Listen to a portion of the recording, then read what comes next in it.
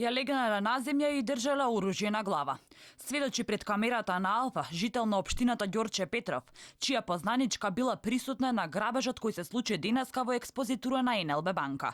Па жена му била тука и вика, менче ја држи, вика, 10 минути, вика, легната доле на патос. И ништо, вика, си изјадува пари, пуштиле димна кутија, не знам што, така речеше. Со опел си се качи, ја си избега. Исплашена е жената? Како не? Вие видовте? Кој? Менче. Не, па маши у дуќанот маши ми кажа. Вика, исплашена е менче, вика, како нема да биде исплашена? Да седи 10 минути, вика, со автомат.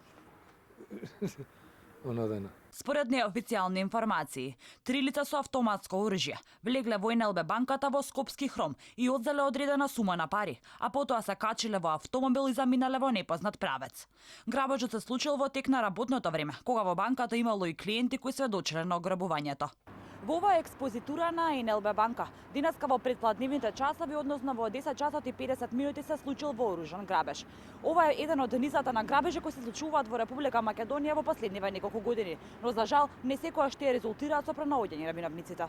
Од банката вела дека нивни присутни се во постојан контакт со клиентите и вработините кои биле присутни во експозитурата, ставајќи ја нивната безбедност и нивното здравје во преден план.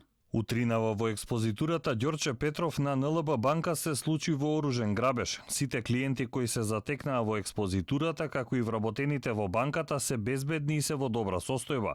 Паралелно, банката соработува со надлежните органи за брзо и ефикасно решавање на случајот, како и утврдување на висината од направената штета, за што ќе ја известиме јавноста дополнително. Од МВР вела дека работеле на случајот, но не дадоа конкретни информации колку пари се украдени од банката, со какво оружје е извршен грабежот, како и во какво патничко возило заминале сторителите. Претходно, последниот вооружен грабеж на банка се случи во април минатата година, каде сторителите го запалија возилото со кое ги пренесувале парите.